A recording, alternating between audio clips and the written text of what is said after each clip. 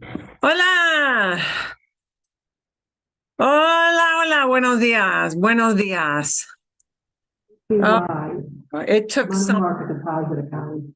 doing to get my relatives Zoom deleted there. I've got a sister-in-law who's flying in 1 hour to, well, 2 hours to the UK and kind of going on and on. I had to cut that off. I said, I gotta go now. Okay. A ver. Buenos días. Buenos días. Aquí vienen todos. Here comes everybody. Casi todos. Oh, okay. Nora just texted me. She will not be here. Okay. A ver. Vamos a empezar. Y muy buenos días, buenos días. We do have a few people out today. Probably be a small group, but that's okay. Está bien, todo está bien. Muy bien. Espero que ustedes estén bien. I hope you guys are well. Today I am planning for lots of work with those pesky pronouns. Pesky pronouns. Shoot, those confusing things. Why do we need them? But sadly, we need them. I made a comment to my wife earlier this morning when I rewatched one of those videos, or maybe it was the video about the indirect and direct object pronoun. And I said to her, and you can quote me on this, I really hate when somebody goes through explaining something that they know like in their sleep and then says at the end of it, wasn't that easy? Yeah. Uh-huh. Yeah. No es tan fácil. It really is not that easy. Yeah, and it really is not that easy for those of us who come from the English background. And I think it really is mainly because we just pretty much use the same pronouns in both of those situations. That's why I think we English speakers have that problem with Spanish of the direct and indirect, that we do differentiate between indirect and direct objects in English. We do, but the thing is, him is always him. You might say, oh, I see him, but you might also say, well, I'll tell him tomorrow. So him is still him. And that's, we don't have to do that swap into a different kind of pronoun. We don't do that in English. You might say, I'll say that to him. You might say that, but most people aren't going to. And him is him. Her is her, right? But yeah, Spanish has differentiates. Now, sometimes this does beg the question, do Spanish speakers ever make, like native Spanish speakers ever make mistakes with these? And sometimes, yes, they do. Sometimes, yes, they do. Not, I would say it's not like all the time, but yeah. So, okay. Anyway.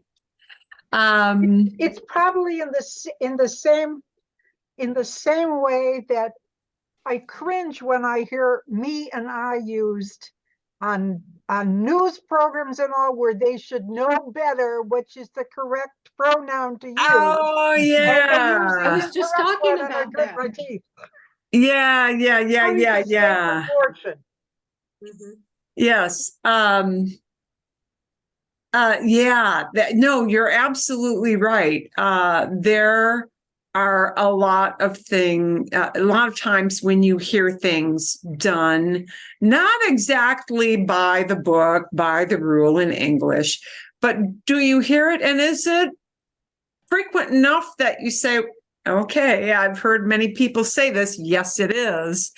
Yeah. And so actually, one way to look at it is that all speakers in languages, even when they're natives, sometimes make these mistakes. So not let yourself get too kerfuffled up with it. But there are certain verbs, and especially with this word this le word in Spanish causes people a lot of troubles. So, I see him is lo veo, but I'm telling him is le digo, right? So not lo digo, but le digo. So, this is why we get into troubles with that. So we have to know when to switch off. One of the things that I think is helpful is just when you recognize certain verbs always just wind up using that word le. That's actually kind of a helpful tool. So I'll give you an example. Let's do a little quickie list. A quickie list. When we talk about object pronouns, first of all, we need to kind of know that object pronouns mean we're not talking about who is doing something. We're talking about who is getting something, not who is doing the action, but who is receiving the action. That's what an object is about, okay? It is being acted upon. It is not doing the activity. So, there are a lot of things that start to get tangled up into a great big ball of yarn, like a cat messing with a ball of yarn, and the whole thing becomes very, very tangled, right?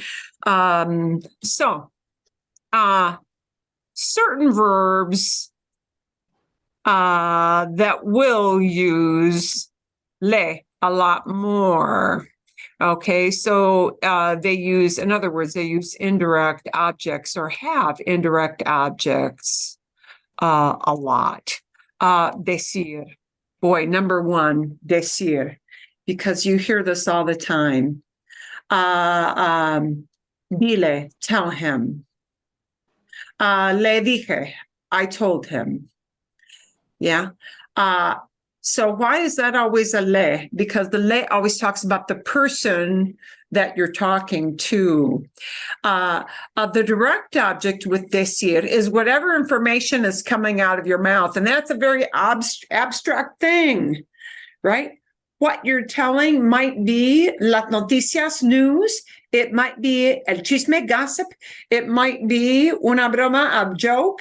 It might be, it might be anything. But what you're saying is not an actual physical object, right, with decir.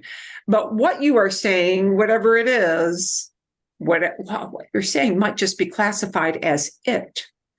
Oh, I'll tell him about it. Yeah. Somebody is getting that information, and whoever gets that information always has to be a me, te, nos, or a le, or les, always. Decir very, very frequently. It's very rare not to hear a pronoun with that verb decir. Most people do need to use that. Dar is another one. Wow, yeah, dar. Because Marilyn, could you go back about two sentences? Sí. And I just kind of want to make sure I heard you right, because it was a sentence where you listed out all of the whichever object pronouns they were. And if you can remember how you said that, could you say it again, maybe slower? Oh, wow. You mean the kinds of verbs, or like with decir? Oh, you listed out a bunch of pronouns, me, te, oh, yeah. blah, blah, blah. And you said they always go with this. Exacto. Okay, muy bien. Here are the indirect object pronouns. We're going to just have a little quick mental list here. The good thing to know is that these three never change. You never have to think about direct or indirect with me, te, nos. You never have to think about it, because me, te, nos are used all the time, no matter what kind of object. Yeah. Whether it's direct or indirect. Me can be direct. Me is also indirect. Te can be direct. It can also be indirect. Okay. So those three don't swap out or change. So those three are gimmies, right? You never have to think about, do I have you use this word or the other? Here are the two that are the tough ones, right? Because we start to confuse ourselves with, should it be le or lo? Should it be le or la? Should it be les or los? Les or las? Okay, that's where we have the difficulty. Indirect objects will use one of these words, me, te, nos, le, or les. And the le and les are where we have difficulty. So sometimes it helps just to know certain verbs will use that le and les just a lot, and just kind of expect that. Expect that you'll hear a le in front of one of these words pretty frequently. So, or in front of one of these verbs pretty frequently. Decir is one of those verbs because you say something to somebody. So to somebody has to be indirect. Okay. And decir is a verb that will super frequently use the indirect objects. Dar is another one that will super frequently use one of these object pronouns, me, te, nos, le, or les, dar, because you give something to somebody. Okay. But both of them, I'm thinking, they very, very often also they'll use both a direct and an indirect, which, yes, okay. you're correct. Like You're right in thinking that. Give it to her. Give it to her. Give it to him. Oh, give that to them. Exactly. Exactamente. Exactly. So, yeah, this is how we start to get into that tangled yarn, great big ball of yarn, all knotted up. You're right. Some verbs take both a direct or might use both a direct and an indirect object pronoun. And I don't, well, yeah, I mean, eventually at some point you do know that you might be using two of those together, but like doing them separately right now is probably a better idea.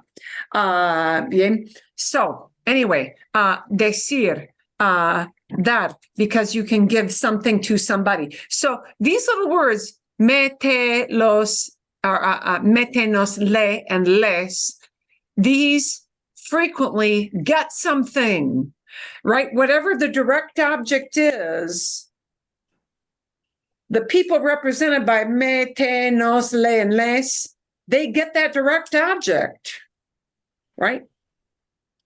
I'm saying it to her. It, even though that's a very vague thing, it's some kind of information, that's all you know. It is being received by her. So these people represented by me, te, nos, le, and les, they actually get whatever that direct object is. Okay. Bien. And of course, this won't be a complete list because, you know, I'm not sure there is a complete list, but here are verbs you'll frequently hear with an indirect object. Okay, a ver, mandar y enviar, which mean the same thing, to send. Yeah, they're just two verbs that have a similar meaning. And because you send something to somebody, because you give, dar, something to somebody, because you say something to somebody. Okay, you see where we're going with this. Bien. A ver. Y, uy, ¿dónde?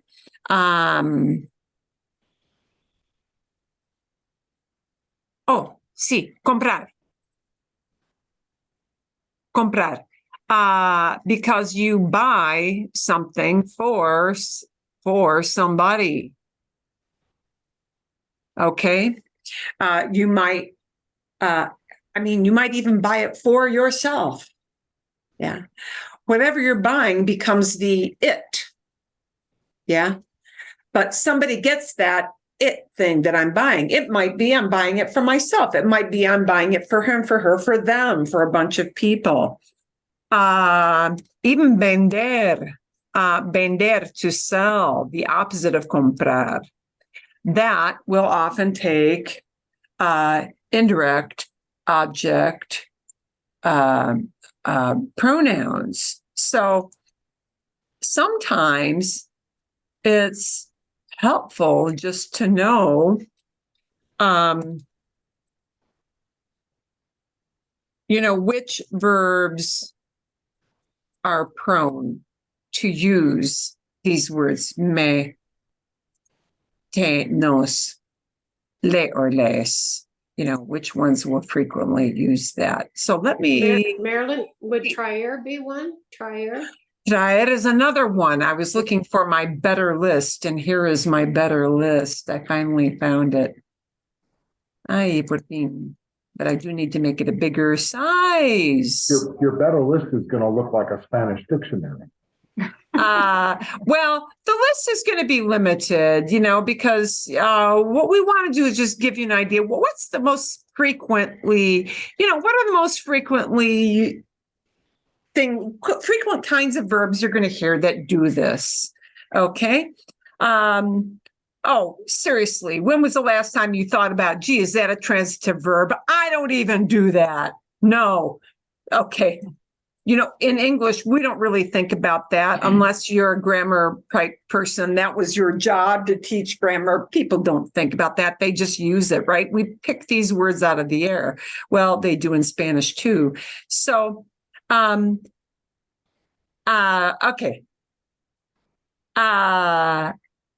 And this page just talks about the metenos not being a problem because you don't need to know, is it direct or indirect? Because metenos are used for both camps of direct and indirect.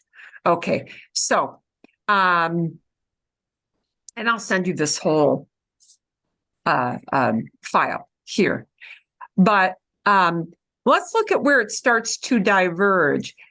We use the word him. We say, oh, I see him. That's direct. So we have to take that action of see and say, well, what do I see or who do I see? Now it has a direct object. See will not have an indirect object. I can't see something to somebody. Yeah. Yeah, your brain fries, right? Which thing do you use? But if you want to say, I'm talking to him, it's to him. And that needs, or I tell him, I'm telling something to him. I'm saying something to him. Those kind of verbs will take indirect. Okay. I call her. Who am I calling? It happens to be a human being this time. I'm calling her. But that's going to need a direct object, not a le, right? You call somebody. That just call, that action of call only takes a direct object, right? But the verb of tell or say, or even, talk, say or tell might take both a direct and an indirect object. What are you saying? Whatever you're saying, that's what comes out of your mouth. That's a direct object, but that information is given to somebody. So that becomes the indirect, right? I give her some money. Well, the thing I'm giving is money. That's direct, right? But who gets the money? She gets the money. I'm giving it to her. So to her has to be an indirect. I know them. When you know people, who do you know or what do you know? It takes only a direct object. So we need to look at what kind of activity is indicated by that verb. And, in English, we're not really trained to think that way because, dare I say, we don't need to. Not if you grow up speaking English, you don't need to think about it very hard. I teach them to play tennis, okay? Whatever it is I'm teaching, that's a direct object. It's some kind of skill or information or thing, yeah. But who I'm teaching that knowledge to becomes an indirect object. So let's take a look at some of these verbs. Here are verbs that are likely used le and les. Dar, decir, gustar. Gustar has to use just an indirect. Yeah. Contar. Contar is a little bit different than decir. Decir is just saying something. Words fall out of your mouth, right? Yeah. But contar has a little different. It also means to tell, but it means there's a story here. Yeah. Contar means to tell somebody something, but it's going to be a detailed blow by blow, step by step account of whatever it is that happened. But you tell something to somebody, a story, a series of events. Okay, so contar will use that le and les combination a lot. Servir will use the le and les a lot because you serve something, a drink or a food, to somebody. Okay, pedir, both pedir and preguntar. Both pedir and preguntar will both use these. Pedir is to ask for something, and preguntar is to ask a question. Yeah. Traer, as you brought out, this is one of those verbs that, again, you bring something to somebody. So the key is the to someone or for someone. When the kind of action the verb is talking about carries doing this thing for somebody or to somebody, that's when we need the le or the les.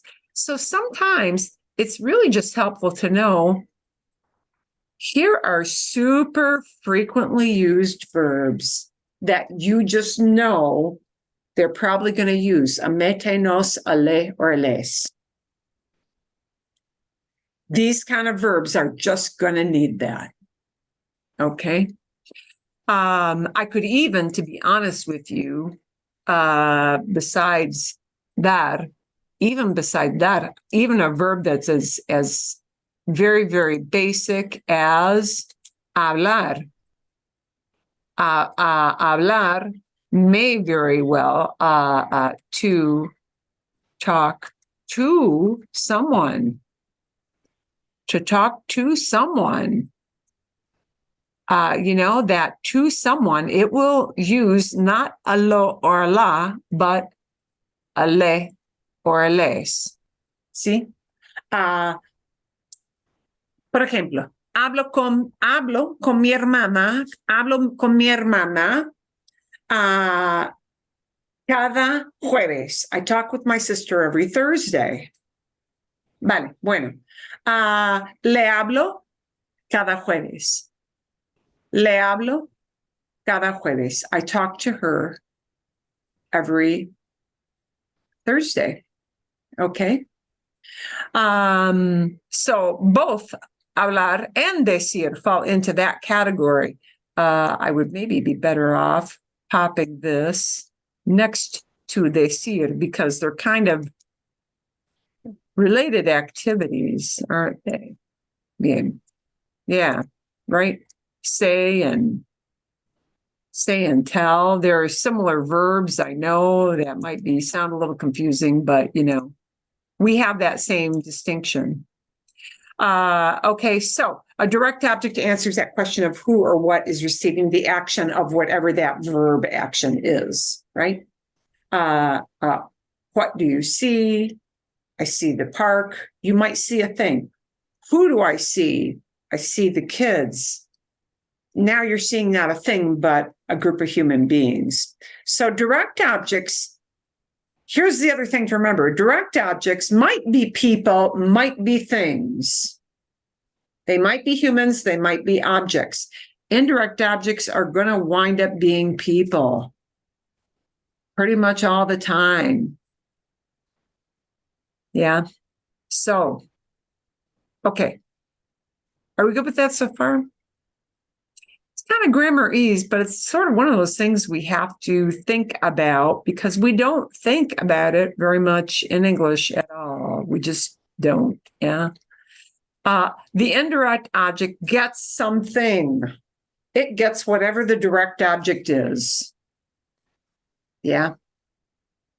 So that's why we need direct and indirect.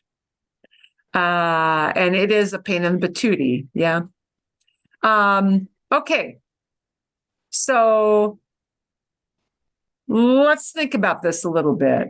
We're going to test this out. We're going to need to go into one camp. Let's call this Camp DO, Camp Direct Object. Yeah, there are two camps. Or we're going to need to think about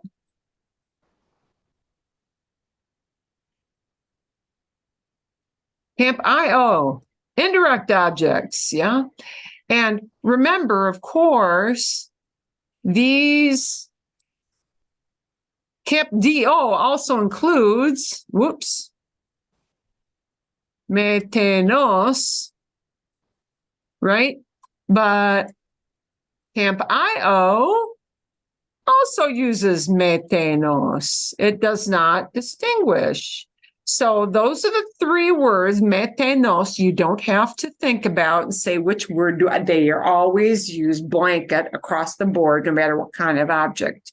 But these are the ones where we start to get very, very, very messed up because we don't have that distinguishing feature that's as pronounced in English as that we do in Spanish. Okay, so invitar.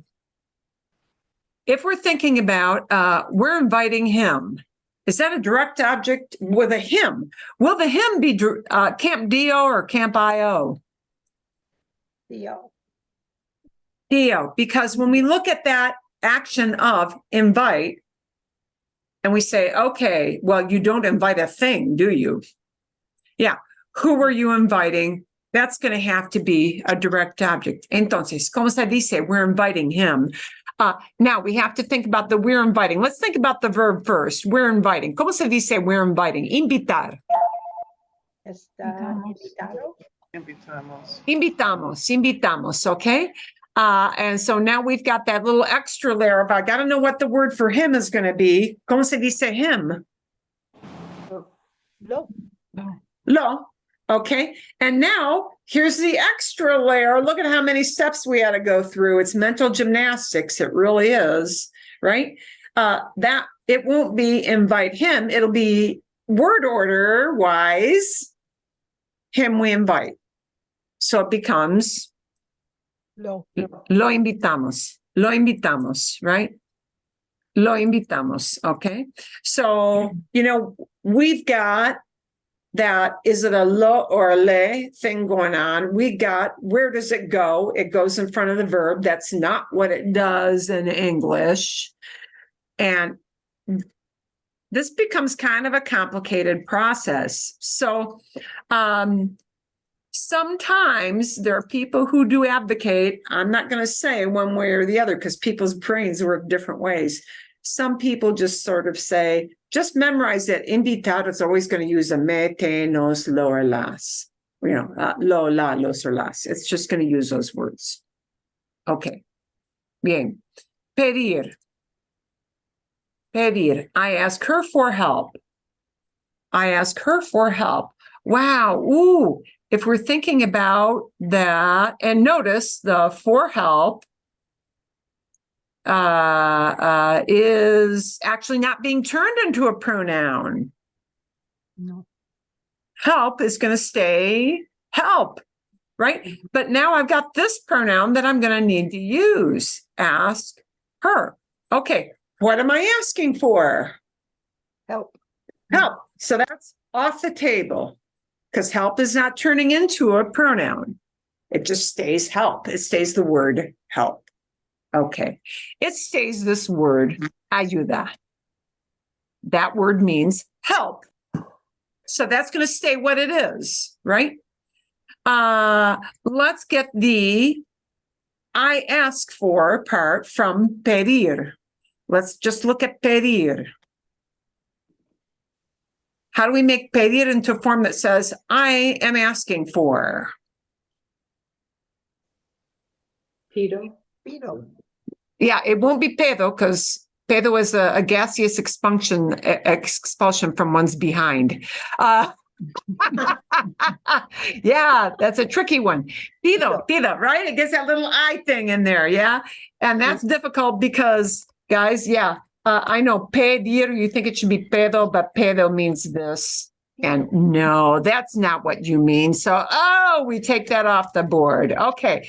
So we've got to have pido, I'm asking for. Pido ayuda, I'm asking for help. Pido ayuda. Okay. Ayuda is not turning into anything. It stays what it is. Ayuda. Pido ayuda, I'm asking for help. Now I need to say, I'm asking her. Which camp is it going to be? DO or IO?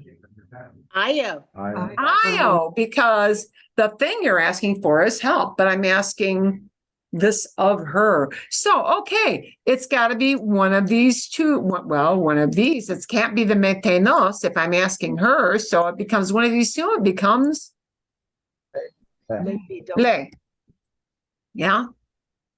Le pido ayuda. Le pido ayuda. Now, somebody maybe, if it's out of context, I am. may add that. Maybe. They probably won't, but they may. If they're not sure from what, like if you came in halfway through the conversation and they're not sure you know the context, they may add that, but they probably won't. Okay, we are telling them the truth. What are we telling? The truth. La The verdad. truth. That goes in the DO camp, but we're not turning it into a pronoun, so it will just say la verdad. It will just say that. Okay. We don't need to do anything with that, change it up. But who are we telling the truth to? To Them. them. So now I got to do something with this word them. Does them fall into DO or IO? Which camp? Io. IO. So it has to become Nice. les, right? Les, and I need a verb. The les has to be in front of a verb.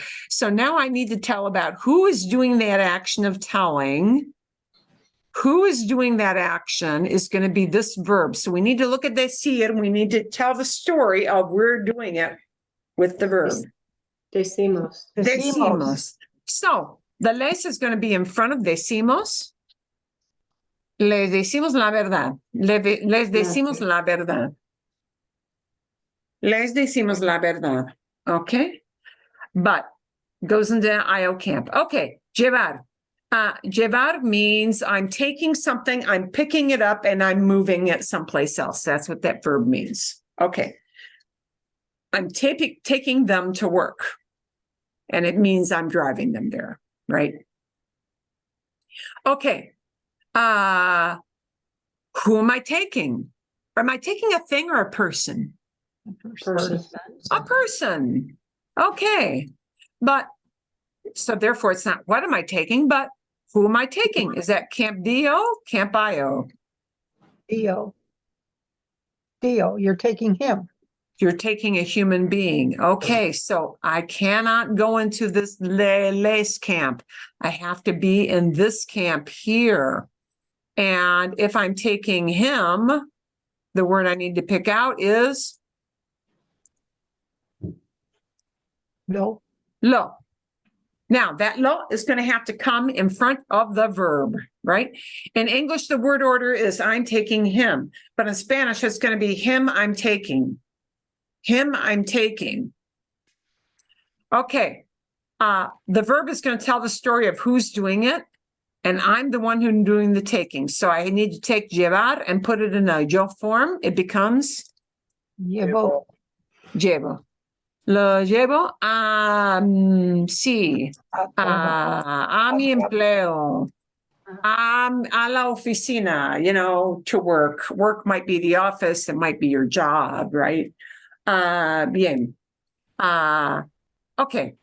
But it's got to go into that DO camp because we know I'm not taking something like a dozen donuts to work. I'm taking him, somebody. So the somebody, even though it's a person, it can't be the leles because it's a direct object.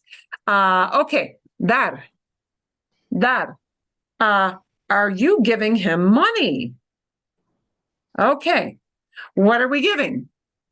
Money. Money. I am not turning money into it. Aha. I don't need to go into a pronoun camp. Don't need it yet. So all I need is the word dinero, right? I'm not turning it into anything yet. Okay. But who is getting that money? Him. He's getting it. He's getting the money. Is that going to be Camp DO, Camp IO? IO. IO. So that word him is going to have to turn into the word Le. le. Okay. Le. And now I'm going to need to do something about this verb. And the verb tells the story in Spanish. The verb goes into whatever form of the person who's doing it. And we need a you doing the giving. Let's make it a friend. Le das. Le das. Le das dinero. Le das dinero. Le das dinero. Are you giving him money? Le das dinero. Okay, bien. Again, if they think you're out of the loop and you didn't hear the first part of the conversation, they might include that phrase. A él or a José or a Mario, insert a name, whoever that human being may be. But they may not. If they think it's obvious who the him is, they won't bother to name it, right? They'll only put an a with a name or an a with the pronoun él if they think it isn't obvious. Okay, and they need to define it. Okay. So that went into the IO camp, right? Somebody is getting this thing called dinero. It has to be an IO, right? Okay. Somebody is hearing this thing, la verdad, and that has to go into the IO camp. But here, we didn't have an indirect object at all. Mhm. Yeah. Bien. Okay. Ver. I'll see them at the hotel. I'll see them. Oh, I'll see them. Okay. Am I seeing a thing or a person? In this case, I'm Person. seeing probably a group of people, right? I'm seeing a them. So who am I seeing or what am I seeing that falls into camp? DO. DO. So if I want to say them, Los. probably los. Okay. Could be las, could be las. We don't know who the them is, right? Them in English might be a mixed group. Could be, it can only be las if it's all women. Mhm. Yeah. So our chances of associating only with a group of women is really kind of small. It might be, but you're more likely to be using los. Okay. Who's doing the seeing? I'm doing the seeing. So the verb's going to tell the story. The verb from ver becomes Veo. veo. And we need to put that los in front of the veo. Los veo. Los veo. And now we're going to tell where we're seeing them. That's not an object at all. That's just telling where. It's telling where. So los veo. En el hotel, en el hotel. Yeah, and it's not al hotel because No. a would mean there's movement, Oh, and to the hotel. see isn't a verb of movement. Yeah, okay, that is not a verb of movement. So we're talking about just in a place, and just plain old location with no movement involved is en. It's going to use en. Los veo en el hotel. Okay, bien. Make some sense so far?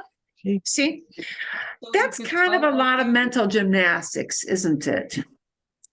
So now I don't have a perfect magic bullet for you to decipher this because people's brains work in different ways. Some people don't find it at all difficult to do the mental gymnastics and say, oh, direct object, I'll use this. Oh, and some people find that very, very taxing and very difficult. If you find that whole grammar ease thing very difficult, it's good to know certain kinds of verbs like these use indirects a lot. They use camp, IO, camp indirect a lot. Some people find it helpful just to know, oh, these kind of verbs are frequently going to use a le or les to tell who something is being done for, not who's doing it, but for whom it is being done. So you kind of have to decide which method is going to help you the most.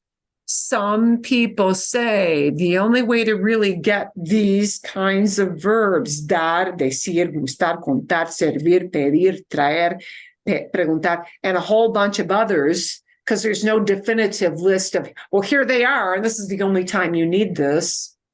Yeah, that doesn't exist. Some people say you just need to hear stories being told with these combinations often enough that it just gets to the point where it clicks. But that means you got to listen to a lot of stories. Yeah. Marilyn, can I ask a question? See. Maybe I'm just forgetting something, but if it's the ing on some of these verbs, why isn't it the iendo or ando? Oh, qué buena pregunta. That is a good question. Oh, these things like, are you giving? Yeah. Because in Spanish,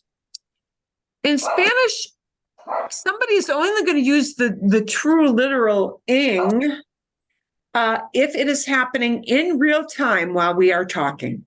Oh, okay. Yeah. So if I say, I'm talking about a birthday party coming up or a birthday gift coming up in a family really, really soon. And somebody says, hey, grandkid has a birthday coming up next month. Are you giving him money for his birthday or are you giving him some actual gift? It's not happening right now. But we say it in English, well, are you giving him something next month? And it's not happening right now while we're speaking. So we won't use. Yeah. I knew there was some magic thing. I just couldn't remember. Yeah. So the magic bullet here, and it is kind of a magic bullet, is I might use estar with the ando, yendo, if it's happening right now. So if the birthday party is happening right now and you're ready to hand a gift or a card to birthday person, then it might be phrased with estar and that. So it could be in that case, le estás dando dinero. Okay. It could Thank be, you. but it would have to be happening right now in real time. Okay. Yeah. And in English, we often use this ing for things that aren't happening right now. We use it for near future. Are you doing this next week? You coming to coffee next month? Yeah. We use that structure in English for right now. And we also use it for pretty soon. In Spanish, the está or estás dando isn't used for pretty soon. Yeah, you. it's got to be happening right now. Okay. Marilyn, I have a similar, just got to get the fog out of my head on one of these on this page. Fog The is last, normal. the last one, I'll see them at the hotel. That sounds like, I'm going to see them, not I'm seeing them, present tense. So Los veo, we pieced that sentence together Okay. with, the, With the with alternative? well, we pieced it together with veo, I see, as Okay. opposed to voy So a in other veo or words, like something. pretty soon, the pretty soon idea? I guess that's embedded in there. Okay. If what I mean is, if the context is, I'll see them at the hotel at 5. Well, it's not 5 o'clock yet, is it? Okay. I'm talking about future. So for that idea, Spanish might still use this if it's only 5 o'clock. But if Spanish I'm gonna see them at the hotel, next month, next month is a different story. then we have to do Now something it will not more. be appropriate, right? Okay, If I know I got company coming in next month and I want to say, well, I'll see them at the hotel. They're not coming here to my house. I'll see them at the hotel. Okay. Next month is too far out for me to say los veo en el hotel. I could say los veo en el hotel, los veo en el hotel a las 5 at 5, because that's pretty soon. And pretty soon, in Spanish, it's allowed to just use plain old present tense. It's a very vanilla flavor kind of verb. But if what I mean is next month, now I've got to make it near future, right? Los voy a ver. Los voy a ver en el hotel la próxima. El próximo mes. We're talking about mes. El próximo mes. El próximo mes or I might use el mes que viene. There are 2 different ways of saying the same thing. El mes que viene, the month that's coming, that means next month. El próximo mes means next month with the literal word next. That might be expressed either way. so clearly your point was simply, what do we do with the object pronoun, which is the same Right. either way, but I'm reading future tense in English and seeing present tense in Spanish, and that just threw me off. Yeah. So, really it's all in terms of context. Yeah. If what we mean is junio, July, or June is still out there. It's not super soon. It's not today. It's not tomorrow. It's out there. June is, right? So, los voy a ver en el hotel en junio. En junio. Now I need en junio. En junio. Bien. Okay, los voy a ver. I'm going to see them. Because it's not super soon. It's future. That's what it does. Right? Los voy a ver. And somebody could take that word los, because I've got 2 verbs. I'm going to complicate it a little bit, but you need to know this can happen. When I got 2 verbs working together, those 2 things have to be joined at the hip. They can't separate out. They have to hang together like spit. Yeah. So when I got 2 verbs, I got a choice of how I can say that. Los voy a ver is okay. I can also choose to say voy a verlos en el hotel en junio. I can choose to do this. Why can I choose to do this? Because I've got 2 verbs working together as a unit. And when that happens in Spanish, it's a little different situation than just one verb by its lonesome. This verb by its lonesome, veo, is just by itself. There's only one thing I can do with that. It has to be in front. when I got two verbs working together and I've got a pronoun, the pronoun can shimmy around to do two different places. Both are correct. Both positions for los are correct when you got two verbs working together talking about the same activity. Bien. So, los voy a ver en el hotel. Great. Voy a verlos en el hotel. Equally great. Is No there one importa. more is there one more common usage than the other? That's usually the question. It's a whim. Ah, People do whatever. Now, I will say I personally hear people doing this more in front of the verb, and I think it's just because that's the default. Oh. But yeah. it's a whim. And however somebody is thinking about that in their mental gymnastics, that's how it'll come out of their mouth. So as soon as I tell you, well, I'm hearing people doing this a lot, they'll just say, I just feel like doing that. It doesn't really, hard to say. Yeah.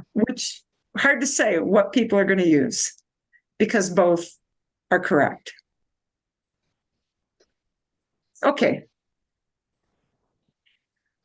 But are we going through a lot of gymnastics mentally? Yeah. Yes, we are. So I will tell you this. This is why a lot of people prefer to just get to know this through a story because you start to hear the frequency. Would it help at all for us to listen to a little bit here to see how that's plugged in or not? Sure. Sí o no? Yeah. I mean, honestly, sí? Sí, muy triste. Muy triste. We were talking about that at coffee yesterday. Guy, Dios mío. You know what? All these stories. Oh, much of Hispanic literature is like this. I want to say, ain't no happy stories, people, because a lot of times it feels that way. Children's stories, happy. Adult stories, not so much. Bien. Okay. So what we're going to do, we're going to actually see how we employed this. Bien. Libro voy a contarte una historia incluida en el libro 12 cuentos peregrinos del escritor. And notice she En had el a libro. voy a contarte. I'm going to tell you, and she flipped it to the back. Yeah. I can't tell you when they're going to, because voy a contar, I'm going to tell you a story. I'm going to tell it to you, right? And she just happened to attach the te to the end. Okay, because she felt like it. 12 cuentos peregrinos del escritor colombiano Gabriel García Márquez. Es la historia de un matrimonio joven, A de young una couple. pareja que viaja desde Colombia hasta España. Traveling from Colombia to España, Spain. Y en España se encuentran con un gran problema. They come upon a great problem once they get to Spain. Okay. Hola, en este vídeo voy a contarte una historia titulada El rastro de tu sangre en la nieve. Y el rastro de tu sangre en la nieve. Yeah, like a trail of blood in the snow. en esta historia hay una pareja, un matrimonio joven There's a young married couple, de apenas 18 años and they're just 18. Oh, that kind of throws some, yeah. They're just 18 and recently married. Okay. Do know that Garcia Marquez did a great bit of his writing in the 40s, 50s, 60s, Okay, so an 18-year-old married couple in the 40s or 50s would not be so odd in those days. Yeah, I mean, you know, people got out of high school and they got married, so okay, it's not that weird yet. Él se llama Billy Sánchez And how he gets Billy, I don't know, but okay, there it ella se is. llama Nena da Conte y ellos viajan desde Colombia hasta España. Ellos van en avión desde Colombia hasta España, hasta Okay, so we know that they fly there, right? They don't take a boat. Madrid, para su viaje de novios, para su luna de miel. Ah, viaje de novios, luna de miel means a honeymoon. And luna de miel, miel does literally mean honey. Luna de miel is honeymoon. That idea of honeymoon is literally a translation. Okay. Desde Madrid, ellos tienen que ir hasta París para celebrar su luna de miel. Cuando esta pareja llega a Madrid, en el aeropuerto hay unos amigos de los padres del novio. Okay, so when they get to the airport, there are some friends. Oh, whose friends are they? There's some friends who meet them, and these friends are Their parents' friends. their parents' friends. And padres del novio, they're the groom's Friends. parents' friends. Yeah, friends of the groom's parents, we would say, probably, right? Que están allí esperando para recibirlos, para Oh, here comes a pronoun.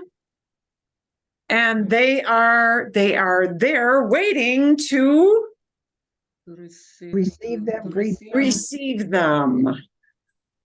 Who are we receiving? Not a package, but people. And that goes into Camp DO. Recibirlos. You receive a thing. You don't receive a thing to somebody. Yeah? Recibir is driving that idea. It's got to go into, direct object. So, recibir quick al- question here before you advance it. So, in the discussion a few minutes ago, you were saying that, like with voy a verlos, the two verbs, you can then put the pronoun after. But this is a single verb here, right? It's a single verb. Esperando para recibirlos. Okay. Gracias. Thank you. So, what happens with these me, te, nos, lo, la, los, las, le, les? What happens when we have just a plain old infinitive, not conjugated? There's only one thing that can happen, and that is tag it onto the end. The key here is I've got para recibirlos, in order to receive them, greet them, take them in, yeah? Para recibirlos. Para recibirlos is now what they call a prepositional phrase. Para, if it's followed by a verb, has to be an infinitive verb. Para is a preposition. It can only have an infinitive after it. And an infinitive, there's only one thing you can do with those me, te, los, lo, la, los, las. Slap it on the end. It can't be los recibir. If you've got an infinitive not conjugated, that pronoun has to be tagged onto the end to that kind of word. So in the sentence we had with the voy a ver, there really was no choice for, well, I guess the choice was to put the los before voy or put it after there. There I had a choice because I had two verbs. It was voy a ver. Those two words are working together. They're talking about doing that action of ver in the future. Voy a ver. I'm not seeing them now. I'm going to see them. Yeah, voy a ver. All right. But if I've got para recibirlos, I've got no conjugated verb at all. I can only use an infinitive after that word para. I can only, after a preposition, para is a preposition, I can only use the infinitive. Okay, another example that would be like that would be something like this. I'm here to help you. Estoy aquí para ayudarte. I'm here to help you. Estoy aquí para, in order to, ayudarte. Para has to be followed by ayudar, and now I'm telling who I'm going to help, you. But I have to tag the para ayudarte. I've got to tag on the te to ayudar.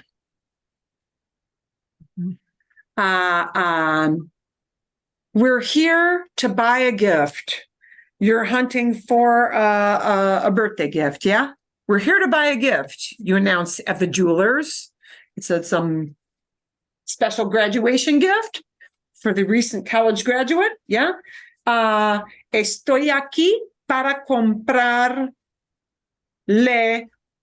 estoy aquí para comprarle un regalo a mi nieto. I'm here to buy a gift for my grandkid.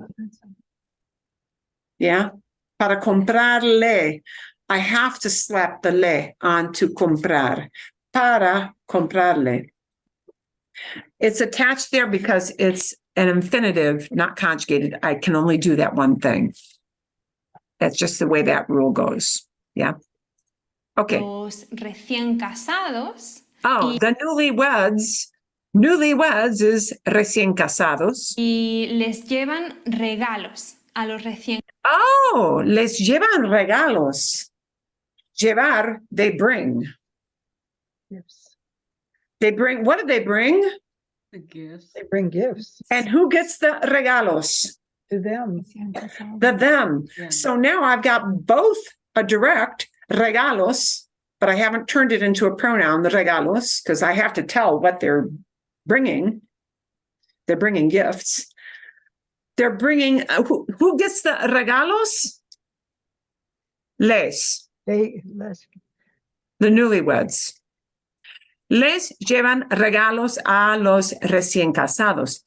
They bring them, the newlyweds. Yes. casados. Esta pareja lleva un ramo de rosas para Nena da Conte. And now she doesn't use a pronoun yet because there are two newlyweds. She's telling one person they bring a bouquet, right? A bouquet of roses for Nena. And we haven't turned Nena into a pronoun yet because we have to say it's the roses are not for the groom, they're for the bride. Okay.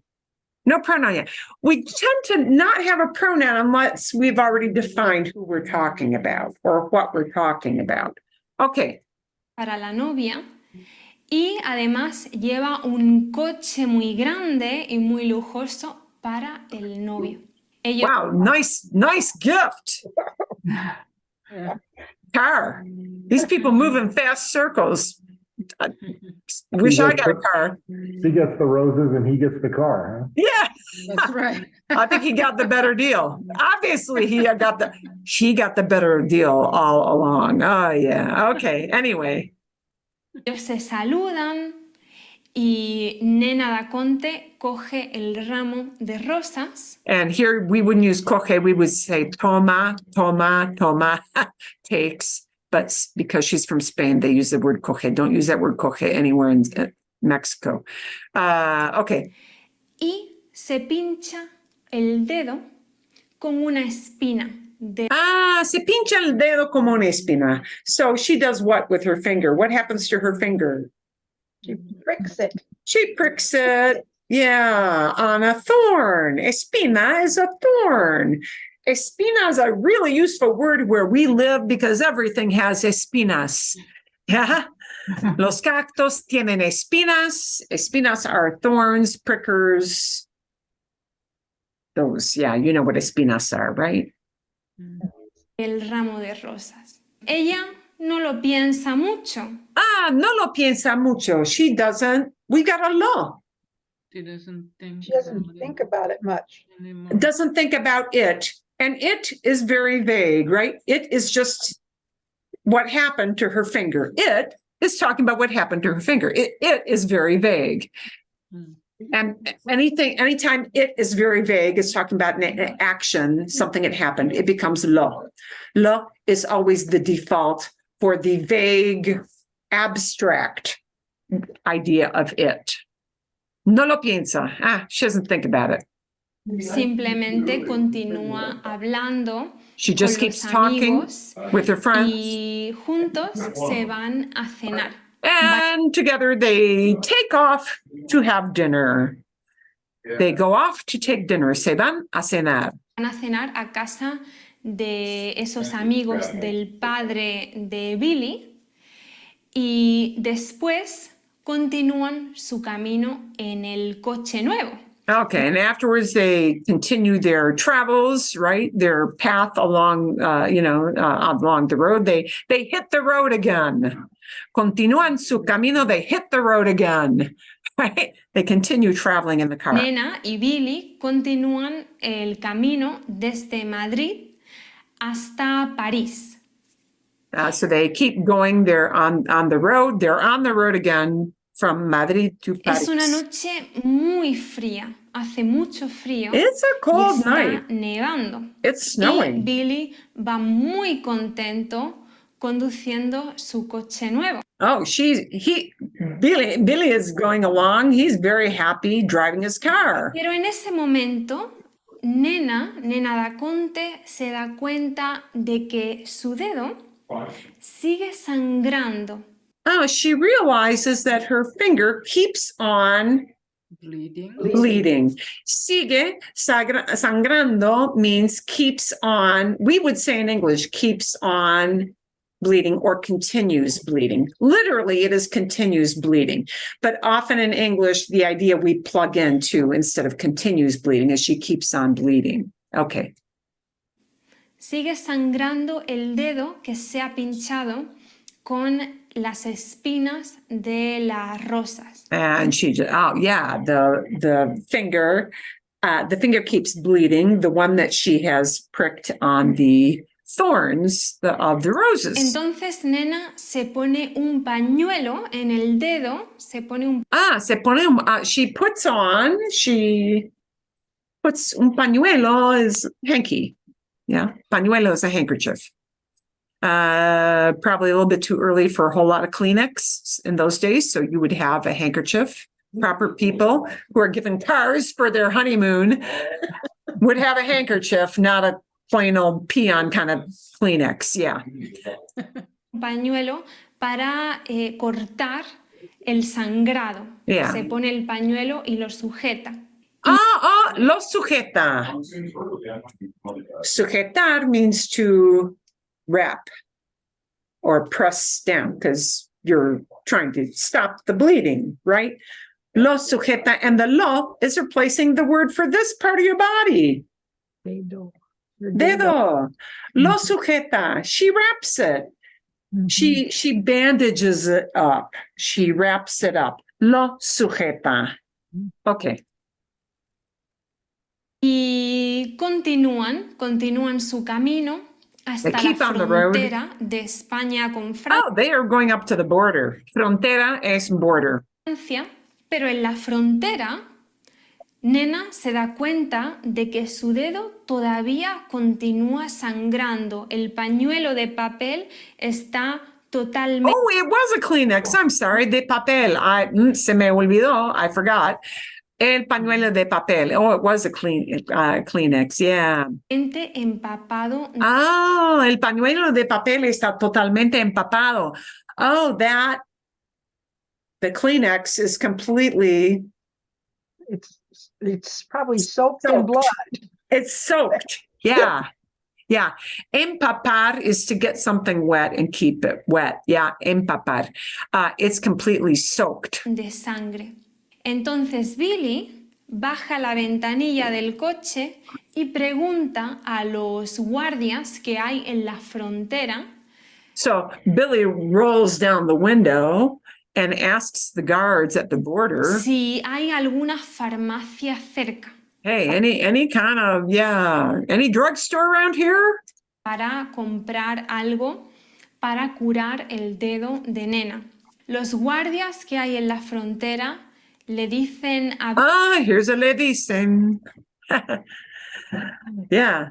The guards at the border, they tell him, le dicen a Billy, Billy que en una noche tan fría, con tanta nieve, va a ser muy difícil encontrar una farmacia abierta.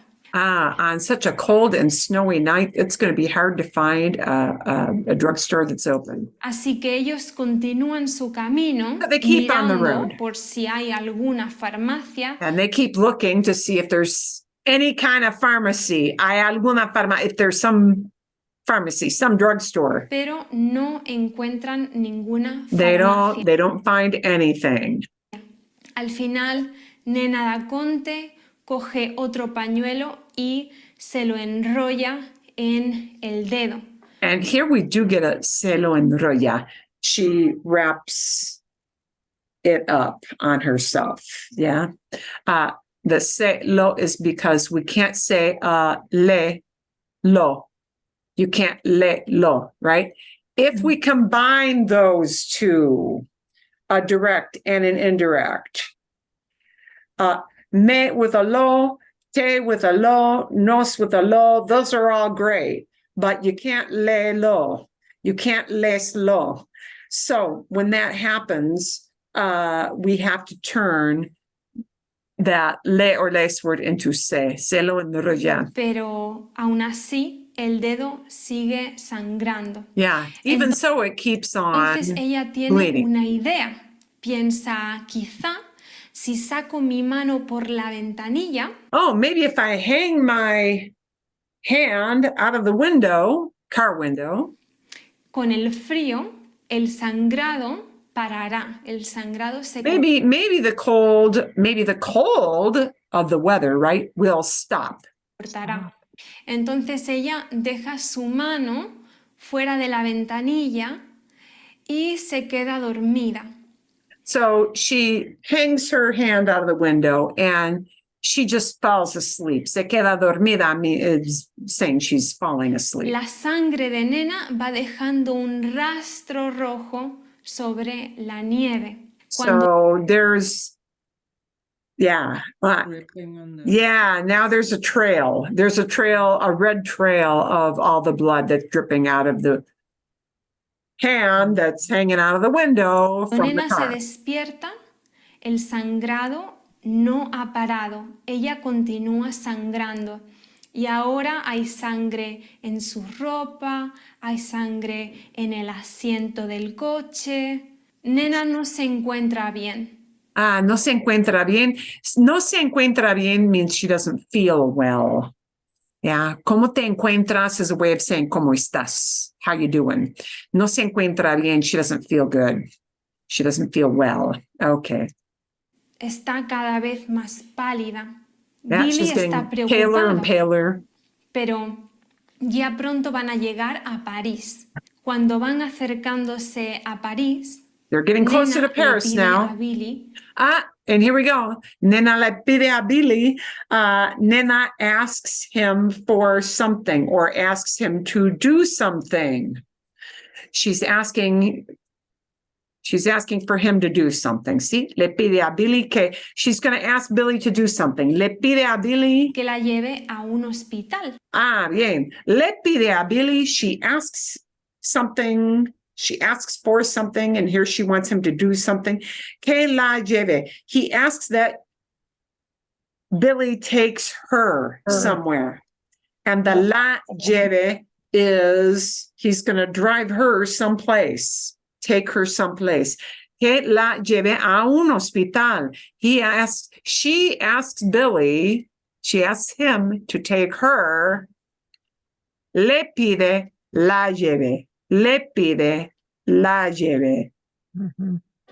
En el hospital llevan a Nena a cuidados intensivos. Oh, they put her right into ICU. Good God. Y el médico le dice a Billy Le dice, always it's going to be le dice or le dice, que always. los únicos días de visita son los martes. Wow, who has only visiting hours on Tuesdays? I don't know, but I guess, yeah, because it's a story. Billy no puede quedarse con Nena, no He can't puede stay with quedarse Nena. allí acompañándola, sino He can't accompany her. Acompañándola, I can tag the la on to an ando, yendo, or an infinitive. In Spanish, we can always, it's always okay to tag on any kind of pronoun to an ando word or an AR or ERIR infinitive. Infinitives and gerunds, ing words, you can tag them on. You can slap on that pronoun right to the end. que tiene que irse y solamente el martes And puede he's got to take off, and he can only come back on Tuesday. volver a visitarla. Pero para el martes falta una semana. Billy está muy triste y muy preocupado. So falta una semana. So, you know, it's going to be a week till he can see her. Yeah. I guess he's taking her on a Wednesday. Yeah, he's taking her on a Wednesday, and he can't see her till the coming Tuesday. Pero no puede hacer nada. He Tiene can't que do irse. anything. Entonces He's gotta él go. busca un pequeño hotel justo enfrente del hospital So he looks for a little hotel right in front of, right facing the hospital. donde cada día espera Every day he waits, and this is how he feels, angustiado. He waits in anguish, yeah, intense worry. angustiado, espera a que pase el tiempo para He poder waits for time to pass ir a ver so a he can Nena go da Conte. see Cada Nena. día Billy desayuna en un café y va a la puerta del hospital, So every day he has breakfast, and then he goes off to the door of the hospital, esperando poder ver al médico waiting to be able to see the doctor que atendió a Nena da Conte who was tending to Nena. cuando entró el When he primer came día, in. cuando ingresó en He's el looking for the original doctor, right? Every day he goes looking for the original doctor who took care of her. hospital. Pero Billy no ve al médico, no ve al médico No ve al médico, and here we can't turn him into a pronoun. Yeah, he doesn't see the doctor. entrar o salir del hospital. Además, Billy no sabe hablar francés porque On top of that, he speaks no French. él es colombiano y no habla nada de francés. Entonces, él no puede preguntar a las personas que entran y salen del hospital, no puede He can't ask anybody. preguntar, no puede pedir ninguna información en francés. Solamente puede esperar. En un momento dado, Billy intenta entrar en el hospital, intenta entrar por la fuerza. Oh, he tries to push his way in. Por la fuerza. He tries to ram his way in, push his way in, enter by force. He tries to. Intenta entrar means he tries to go in. Pero los guardias de seguridad se lo impiden y no Yeah, the security guards stop him from doing consigue that. llegar a ver a Nena. Cuando por fin llega el martes, Billy entra Finally, martes rolls around. Tuesday rolls around. en el hospital y va buscando en el pabellón, en la parte del hospital goes off to the donde ward. están las mujeres. Va mirando por todas las camas para encontrar a Nena da Conte, pero no la encuentra. Billy busca No la encuentra. And here he's talking about not finding her instead of finding her. No la encuentra.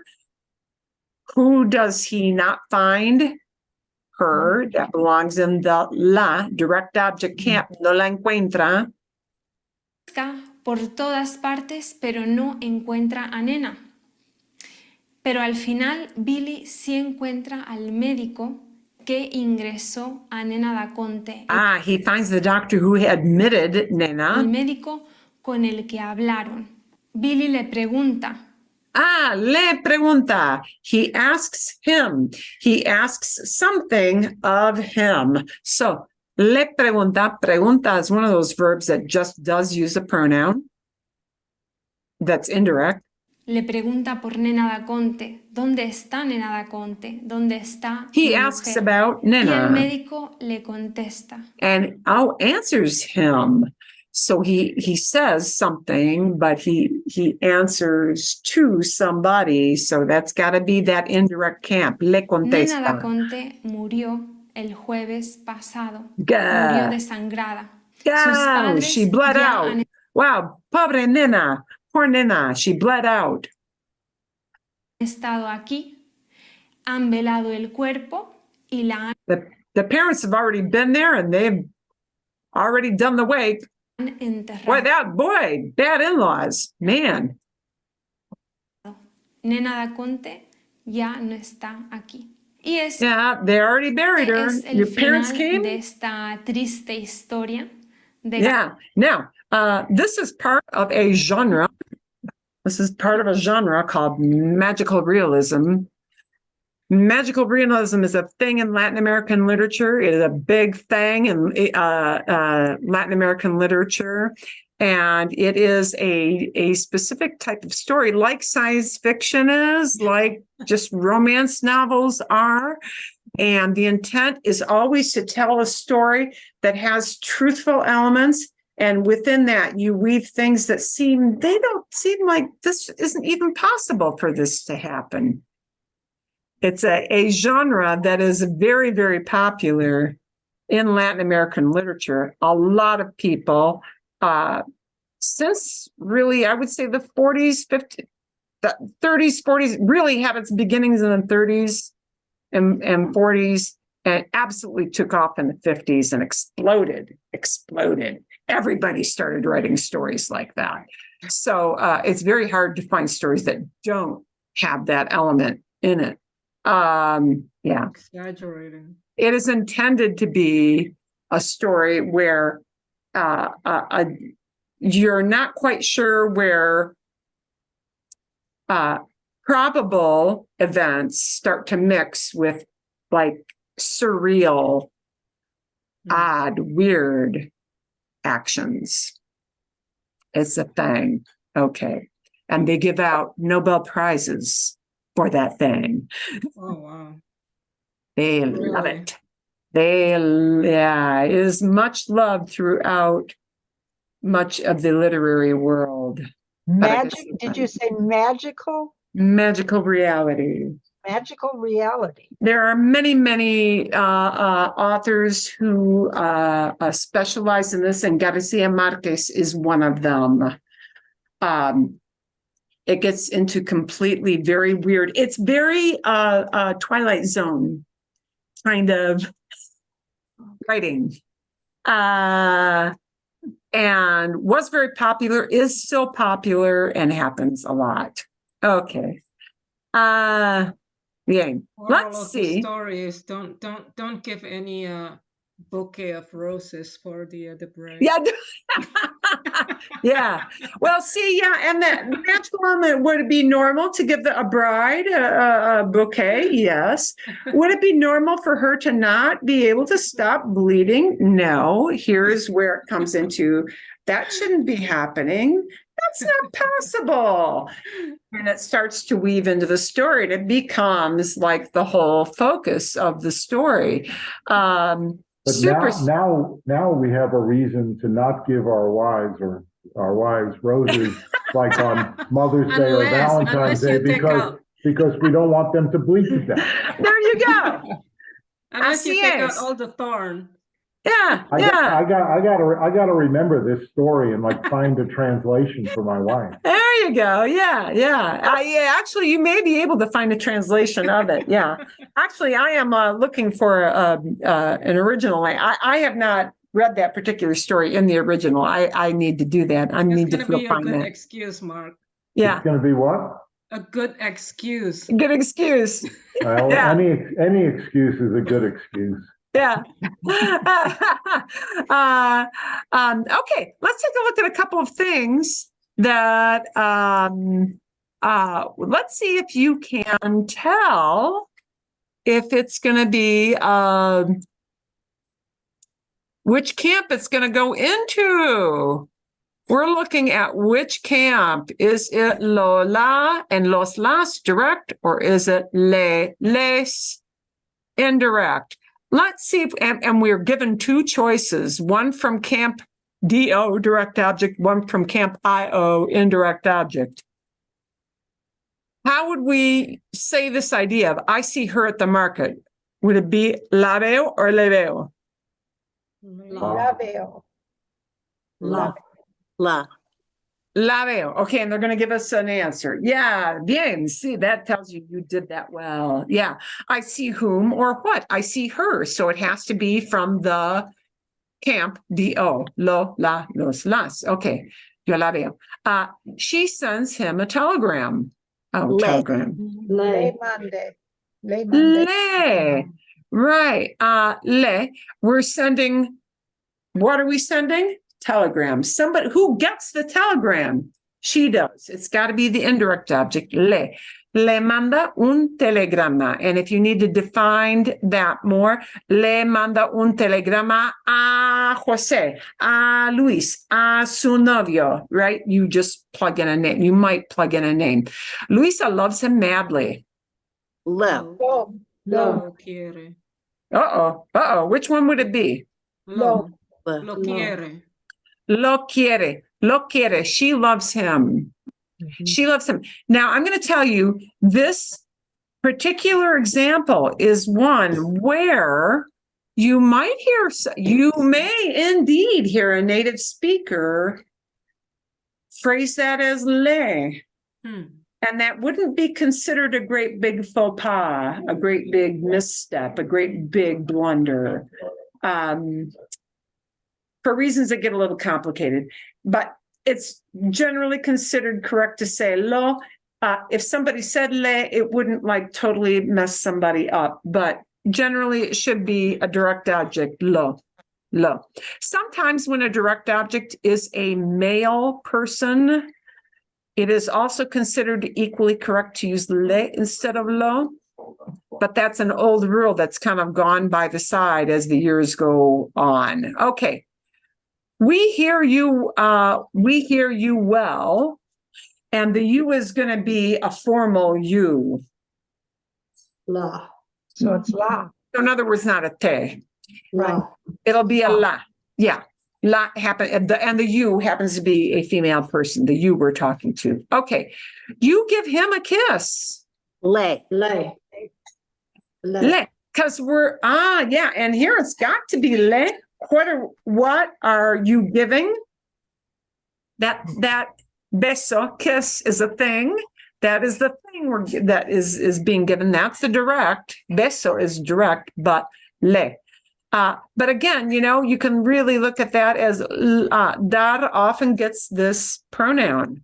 Often. His friends invite him to the party. They invite him. Lo. Lo. Lo. Lo or le. Lo or le. Lo. Lo. Who are they inviting? Him. Him. Yeah, we have to look at that action of invite. We would say, well, we don't invite things. You invite people, right? Who are you inviting? That's got to be a direct object, right? When we ask the question who or what about that action. I know him well. Lo. Lo. Yo lo conozco. Lo. Lo conozco bien. Lo, I know him. Who do I know? Him. Yeah. Okay. You could be familiar with a thing, but here it's know him. Lo conozco. The doctor talks to you on the phone.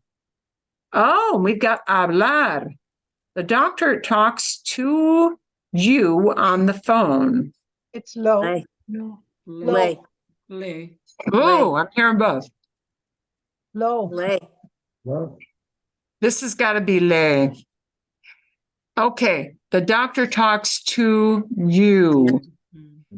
The only time you're going to use lo, la, los, las with hablar is if it's a language. Like, español, sí, lo hablo. I speak it, meaning it, Spanish.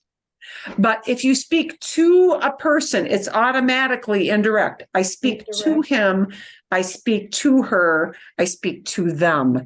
So hablar will take le, right? Unless you're talking about speaking languages, hablar will take le. Okay, Carlos tells him a secret. Carlos tells him Lo. That's the same thing. It's le dice. it's le dice un secreto, tells him. The thing that's being told is secreto. Okay, but we have to say that somebody is getting secreto, and that's him that's getting the secret. Le. I look at you in the office. Lo.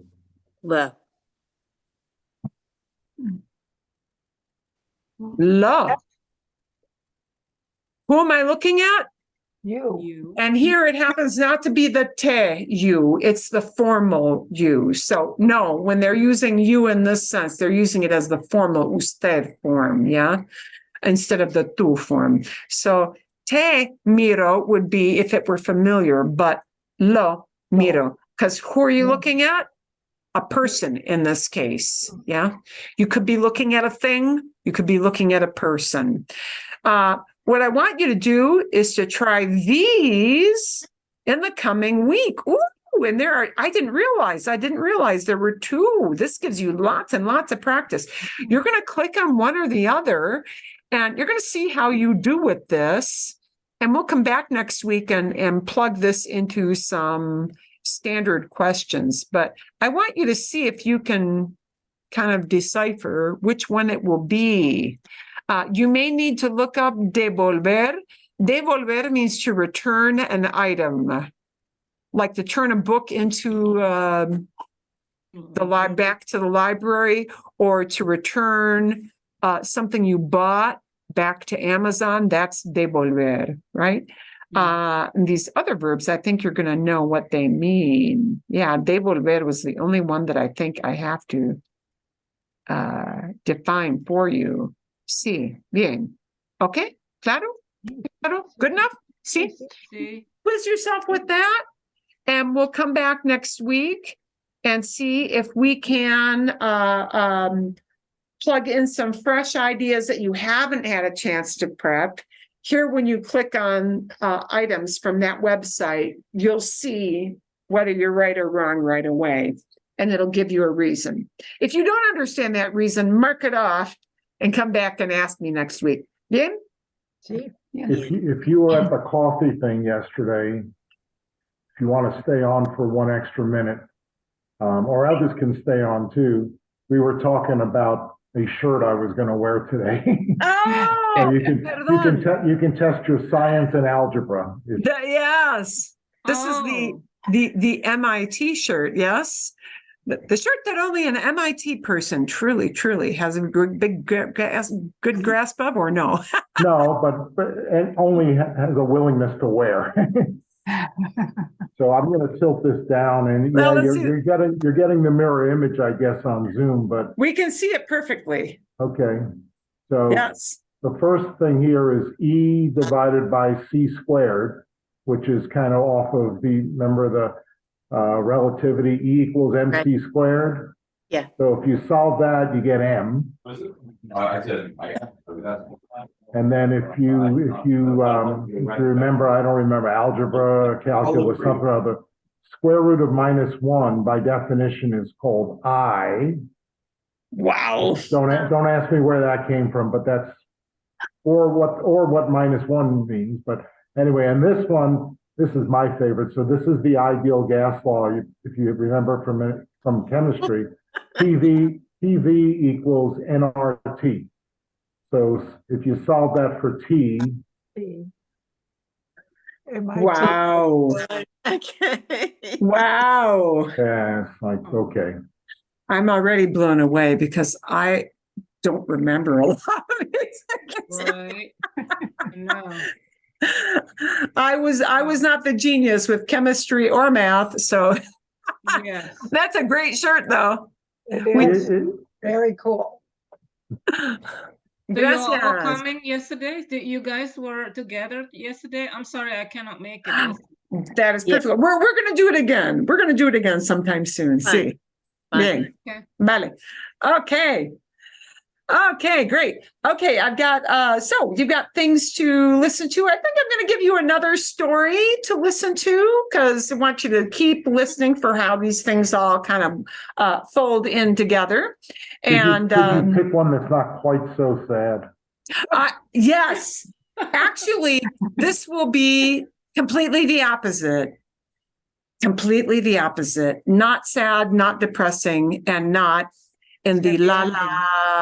la, not in the la la Twilight Zone world. It's a happy ending.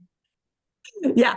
See. Bien. Just- Okay. just todo maybe the bien. writer is born in the United States. Yeah, there you go. There you go. Okay, bien. Well, this may not be exactly optimistic, but it will be happy. Okay. Fantástico. La semana que viene es la última clase. Next week is our last week of the spring session. Just so you know, do not expect May 20, el 20, el 24, the 24th is going to be our last class of that session. So the week after that is a week off. Para que sepan, just so you know, that's a week off week. So next week is our last week. We will have class then. Y nos vemos. See you guys then. ¿Sí? Está bien. Gracias. Excelente.